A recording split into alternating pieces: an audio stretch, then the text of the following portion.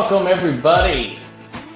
A special event, the Elite 500 Champion Show, brought to you by the Simply Racing Podcast. I'm Johnny Thomas, not your normal host, but this is a special event highlighting all the Daytona 500 champions from years past, from seasons past in Elite Racing leagues.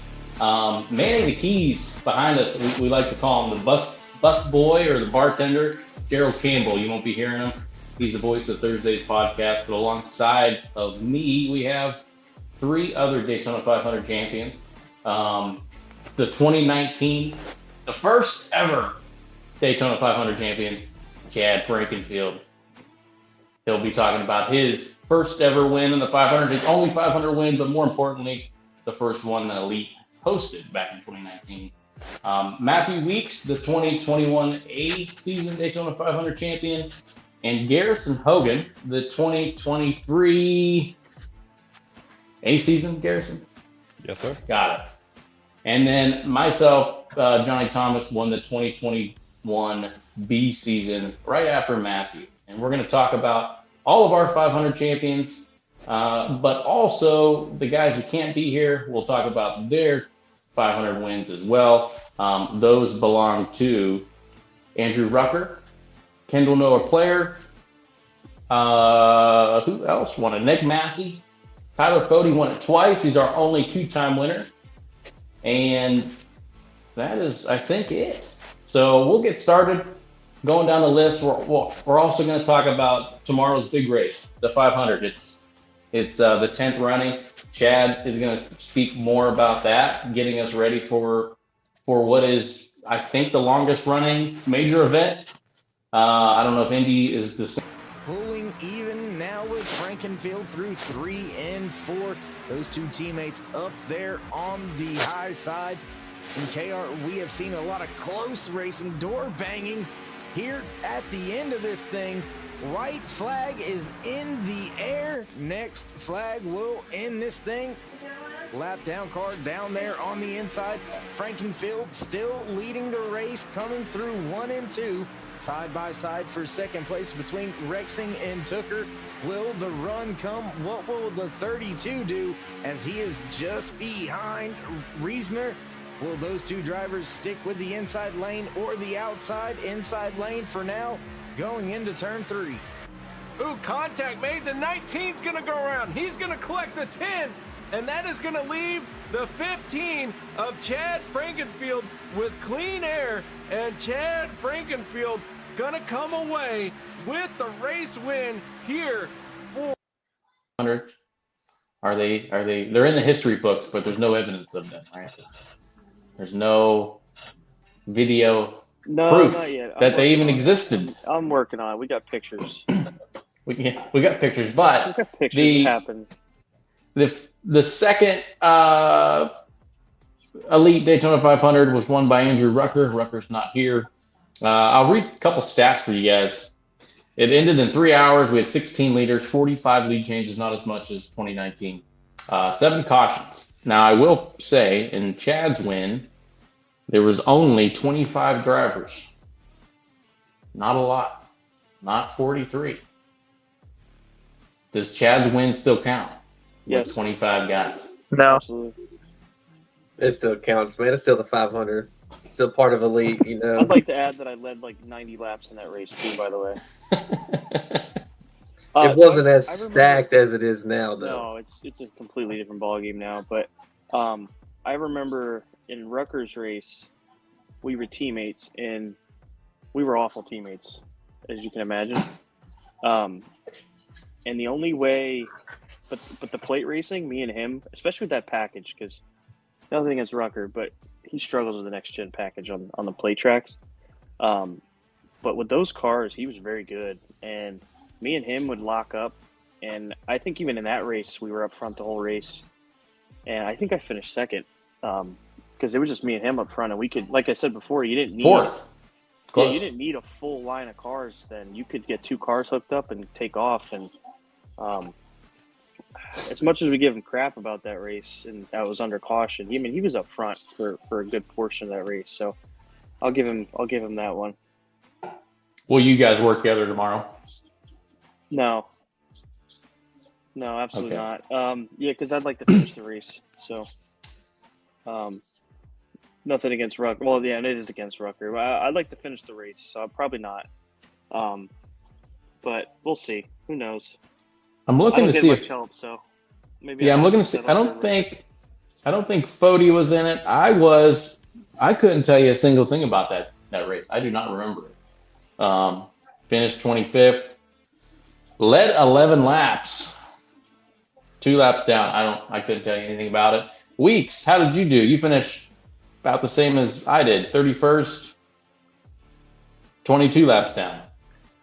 I think I got wrecked late in the race. I think it was. I don't remember much, man. It's been a long time ago. Yeah. Garrison, you were not a part of the 2020A race, but hey, Rucker's still a champion. He's a 500 champion. He'll always be like what they say on TV. You'll always be remembered as a 500 champion. So that was the 2020A. We go to the B, same deal. No video coverage for Gerald to show us, but it was K&P. It was Kendall Miller player getting the win, led 18 laps. The race took the exact same time as the second race, 2 hours and 58 minutes. Had one green white checker, 20 leaders, a whopping 73 lead changes. Wild. 8 cautions. Again, I couldn't tell you. I don't remember that one. I finished 15th. I led 3 laps. Fody was a part of that one. Led a ton. Led 67. Fody, do you have anything that you can add to 2020B? It looks like you did get in a accident. You finished 15 seconds off the pace, but you led 67 laps and ended up 14. Yeah, no, I don't remember much of that race. That was my first full Cup season, though. I do remember that, but don't really remember the race. Now we got Weeks in 21st. You've got a bunch of. The trend is, we're all 500 champions, and when I go through these races, a lot of us lead a lot of laps. It doesn't mean that we're winning all the time, but we're leading a lot of laps. So we're around for a little bit, but we're usually not around for the entirety.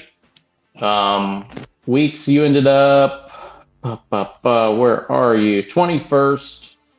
Chad, 18th. Myself, 15th. Gerald got 29th that race. The man behind the bar. So good job, Gerald. Does anybody have anything to add? I feel like that's more forgotten than 2028.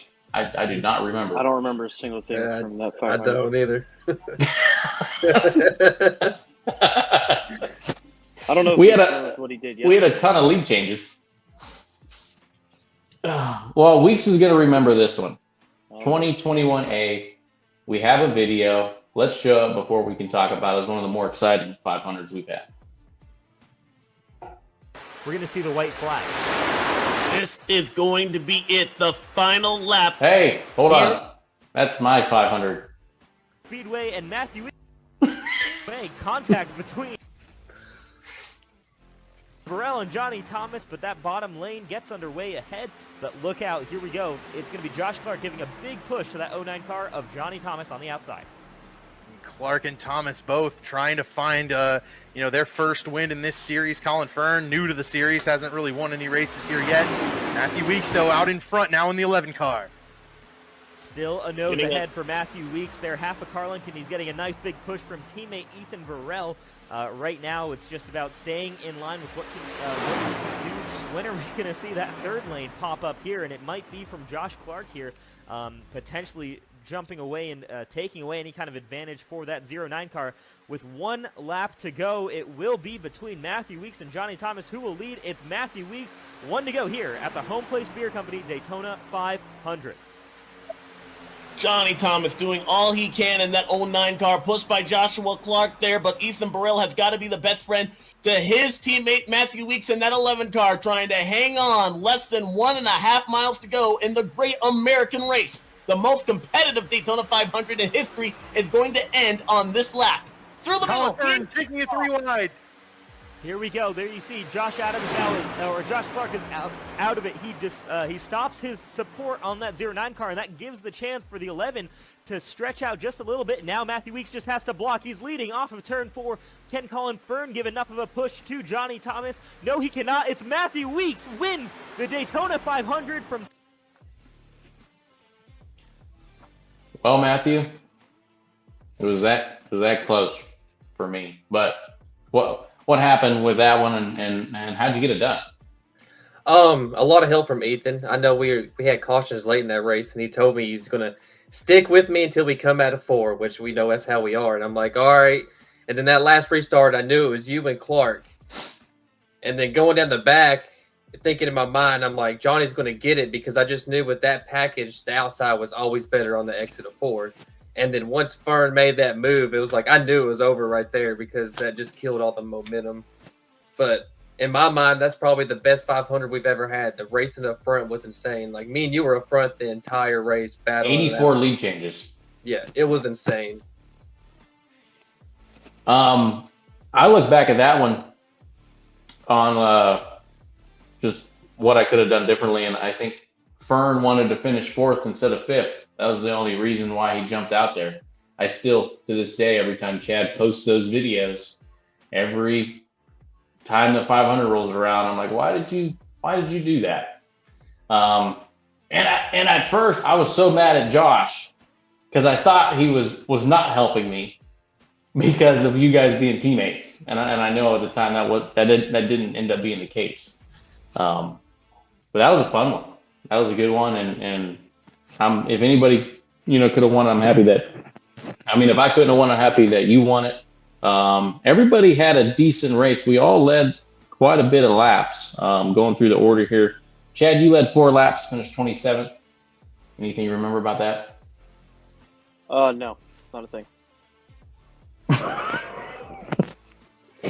Where did Bodie finish? Tyler, were you a part of this one? Yeah, I believe this was the one I was leading. You led 14 laps. Yeah, I think this was the one I was leading. Like, we were in a big single file line, and Gerald just spun me, killed me. It's pretty awesome. Oh, Gerald needs to come into the chat. Yeah, it's pretty bad. Bring Gerald in. Out of 4, dude. I think it was what Fody was leading. Yeah, it was about that time where everyone was just kind of riding in single file and chilling, and yeah, Gerald had other plans, so that was pretty awesome. Will he speak? No, here he is.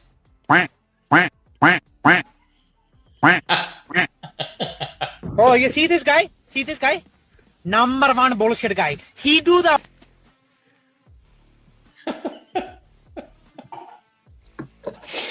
That was Gerald's comment. Going through the list. Garrison again. Not a whole lot to talk to you about because you haven't been in any of the races. Were you watching back then? No. I was, focused on other things at the time, so not yet. It's coming though. Not yet. We'll get Garrison in there.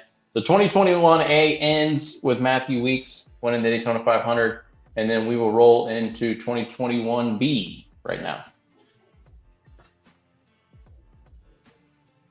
We're going to see the white flag. This is going to be it. The final lap here at Daytona. Ethan Burrell looking to try and get around with his teammate Tight Lytle right behind him. A little bit of daylight for 3rd and 4th place. Chris Wright on the back bumper of the 91 of Johnny Thomas, who has to make it back one more time around. Yeah, what can Chris Wright do? I don't know if he's going to have much support behind if he decides to duck out. We'll take a look down the back straightaway. The Toyotas make their move. So here we go. Ethan Burrell, Tate Lytle. They're going to try and go for this win. They get to the side of Chris Wright. They're going to side draft him. Can they get enough momentum, though, off of turn 4? It's going to be between Ethan Burrell and Johnny Thomas at the line, but Johnny Thomas has the separation I think he's going to need. Ethan Burrell got a big shove by the 56 car. It won't be enough. Chris Wright on the back bumper of Johnny Thomas, who covers the spot, and Johnny Thomas is going to victory lane at Daytona. He scored. That high side was rough, wasn't it, in 2021B? Yeah, was that the first next gen? I think that was the first next gen season. It was just a terrible terrible package from what I remember. Honestly, I think it was the smartest decision I ever made, deciding that we should run the next gen that season because I thought it produced the best race we've ever had. Yeah, it was like the biggest single file line from first to 40. It was the best race I think we've Junior ever ran had. that race too, didn't he? No, he I was think next year. Junior ran the race that Nick Massey won. Okay. Man, that was just a grind. Track position mattered so much. Nailing your pit stops, I remember how stressful that was, because if you got pinned, back in between 10th to 15th, you weren't going anywhere, regardless if you had help. Luckily, I remember I had the pro edge guys behind me, and I had a feeling they weren't going to jump out, with 3 to 4 laps to go because nobody's going to help. And I had a good pusher in Chris, who was kind of sticking with me till the end. Tate and Ethan, they made their move down the backstretch, and it just wasn't enough. I don't even know how to compare that race because it wasn't like any of the 500s we ever had. I did get mired in the back a little bit. I think we had a big wreck when people were coming on a pit road. I don't know if you guys remember that, coming out of turn 4. We had a train of like 10 to 15 guys pitting. Guys running in the back caused, 15, 20 car pile up. That was the only eventful, thing that we had. The race was long though, 3 hours and 11 minutes. We had 2 green white checkers, 17 leaders, 32 lead changes, and 11 cautions. A lot of cautions for that event. Great for me, really frustrating for everybody else. Anything anybody else wants to add about that event? Weeks, it looks like you ended up 14th, Bodie 17th, Chad 24th. Where did Gerald finish? 18th. I just know it was the worst super speedway package ever, dude. I hated that thing. It honestly reminded me of NASCAR Heat, the way the NASCAR Heat game played on PlayStation, like where you basically were stuck on the bottom and you couldn't really pass on the outside unless somebody was really pushing super hard, and even then wasn't good enough. It was rough. That was a rough race. Yeah, it's the complete opposite of tomorrow. Definitely, big time. Well, we'll move on to 2022A, and that is the race that Dale Earnhardt Jr. ran. Actually led 26 laps. We can roll that. The winner was Nick Massey. Not with us, but we can still talk about it. Just make sure it's the right video, because I'm going by how you 48 car, and that could very easily turn into a bad wreck. But right now it's turning into a great push as the white flag waves. 1 lap to go here. This is the moment of the race. Nick Massey in that 48 car, pushed by his teammate Shane, doing all they can to try and dive away. The 40 car, there's a little bit of a gap between 2nd and 3rd. Will that be enough to fly around teammates on the bottom of the racetrack? Jacob Adams in that 25 car, the 11 car, he'll switch lanes. He now pushes the 61 behind them, but no one's been able to keep in tow. The 83 car, he has a shot. Does he push the 48 car to victory lane? Does he try and get around him? Let's see the 48 for the final time. Yeah, 48 separate a little bit. That's going to give the 83 a run coming off of turn number 4. It's going to be side by side for teammates here.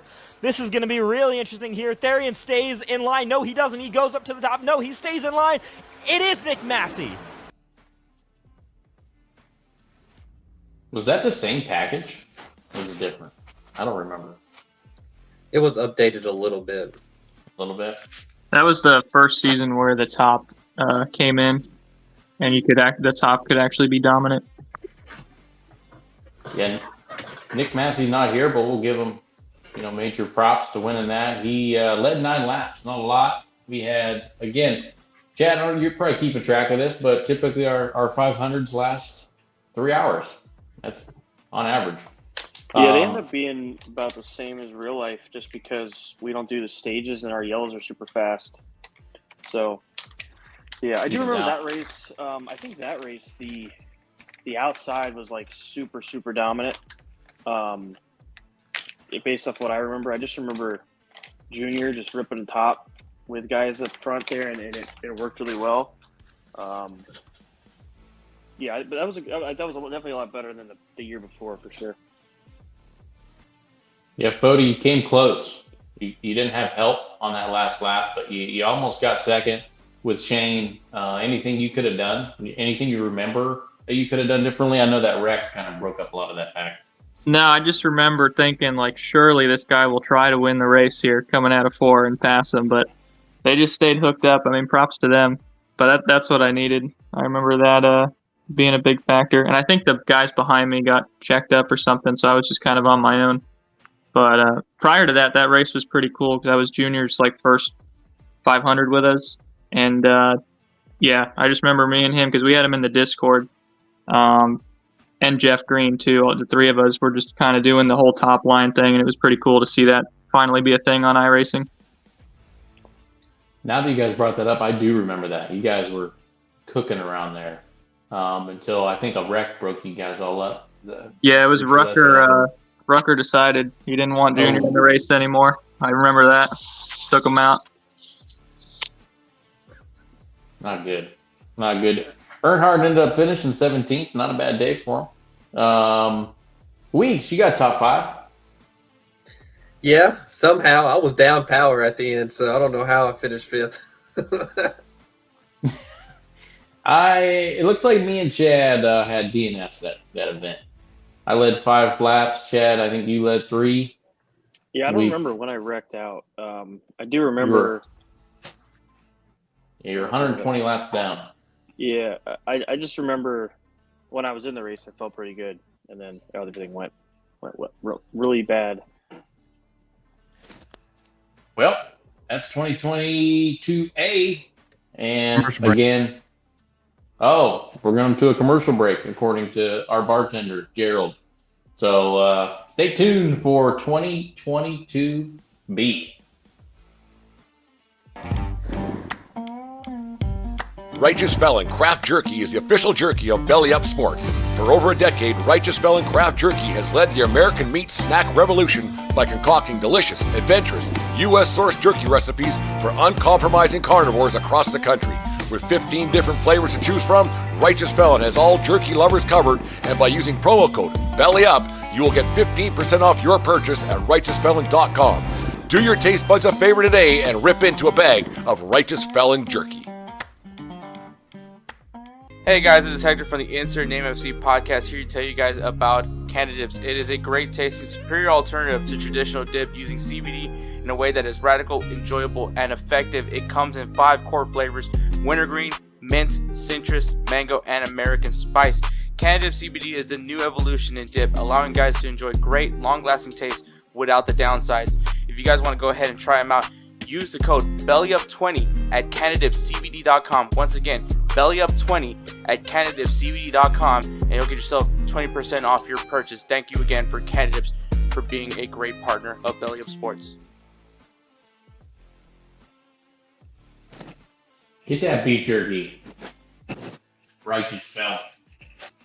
All right, we'll move on. 2022B, the first of 2 for Mr. Fody. Roll it.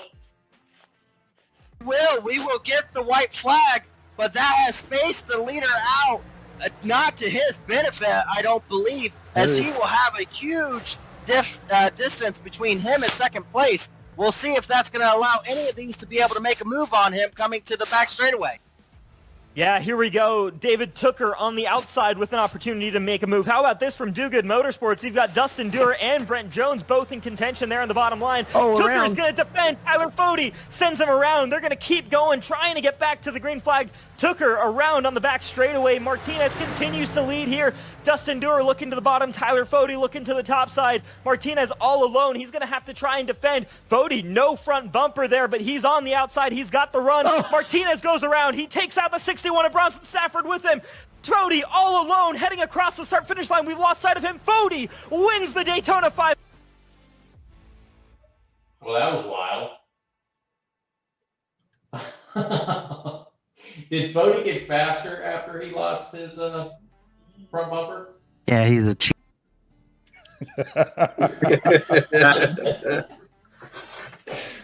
Bodie, what do you remember about winning your first one?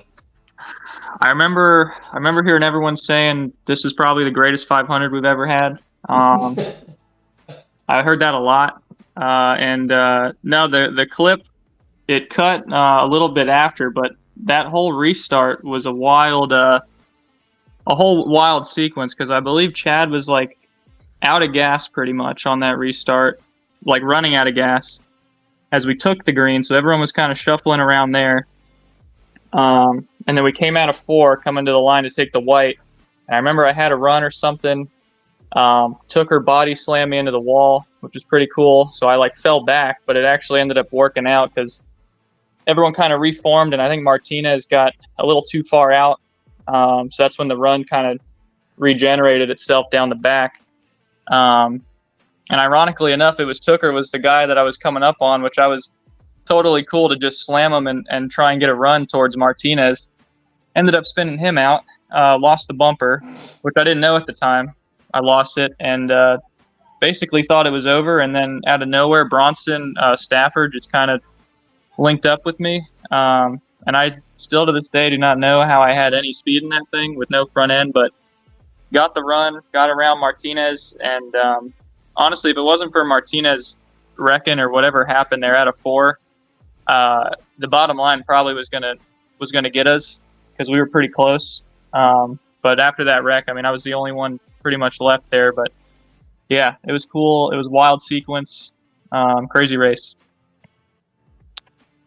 3 hours and 12 minutes, 210 laps. I don't know if that's the longest. Let me see. Probably the longest. I think our one this past season was 210 as well.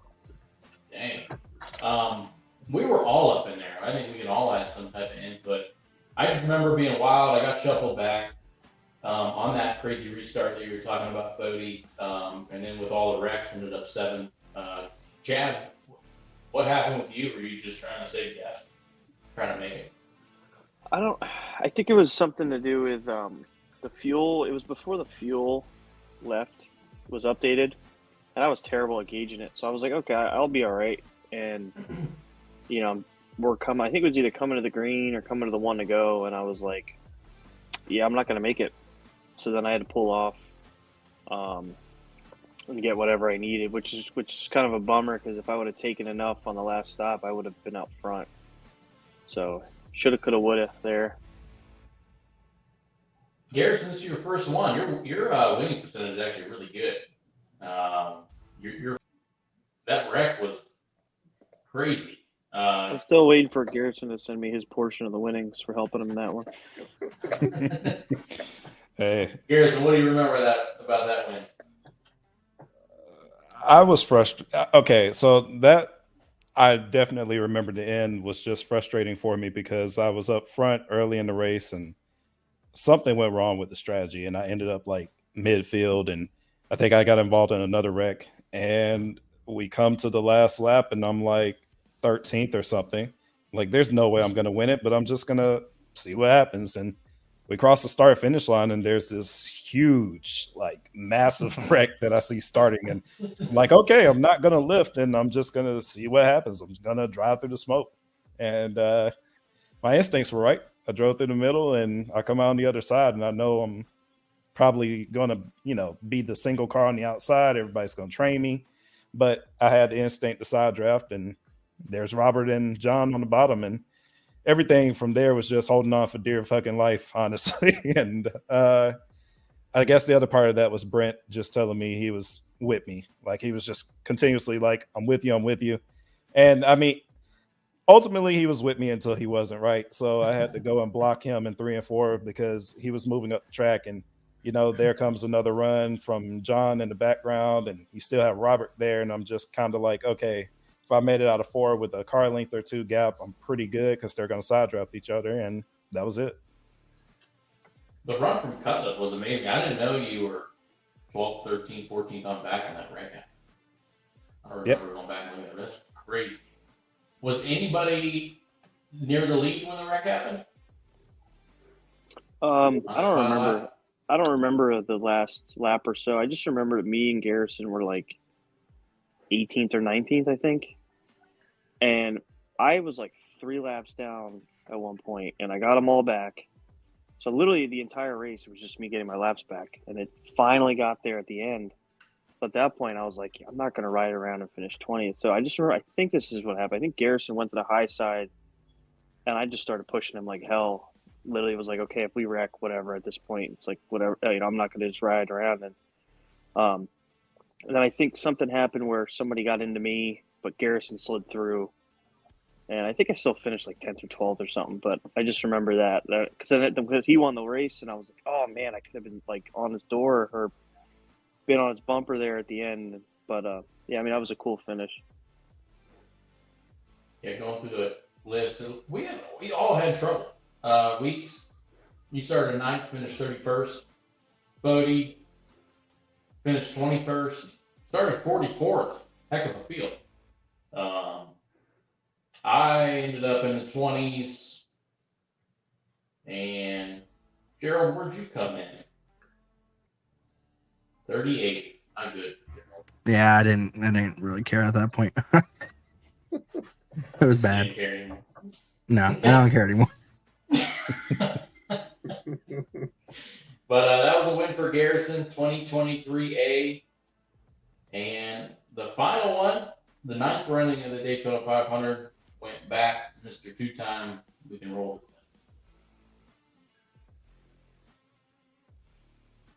it. Flag will end the race, and they do.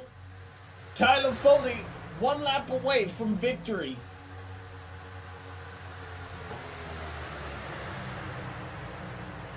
You gotta be looking back though. Those Ethans can't be happy with 2nd and 3rd. Gonna get an Ethan sandwich here, I think. Yeah. Tyler Foley did not have the championship for that he wanted last season. Couldn't happen today by sneaking his way in. Ethan Stanley to the inside, and here they come to the checkered flag, and Tyler Foley has won. That was a really good block by Bodie. Tyler, what do you remember about that event? I mean, it only happened, 6 months ago, 6 or 7 months ago? What I remember is just how much people talked about it being the greatest 500 ever. The only one that, well, up until that point, obviously. Now they talk about them both as just the greatest, which is super cool, I do remember I had Ethan. I had both Ethans, which was tough. I knew Stanley was going to be working with me basically till the last corner. And I could see him kind of lagging back there trying to get that run through 3 and 4. And I tried to break the draft a little bit, but like literally the second I had gone down there, Burrell had Stanley going with a big run, so had to go back up and block it. And that was also with the package, and I think it's the same now, where you really just want to protect the outside when you get in a spot like that. So I knew I had to force Stanley to go low, which he did. And it was kind of in the process of trying to get down and side draft Stanley that Burrell was making that move to try and shoot the middle. And the timing and everything just kind of worked out perfectly, where we got the block on him, got the side draft on Stanley, and then it just kind of got clear all by myself. So it was a cool sequence, and super cool to have done it 2 times now. Yeah, the only 2-time winner, Tyler Foley. That race, 3 hours and 46 minutes. I hope to God tomorrow's not like that.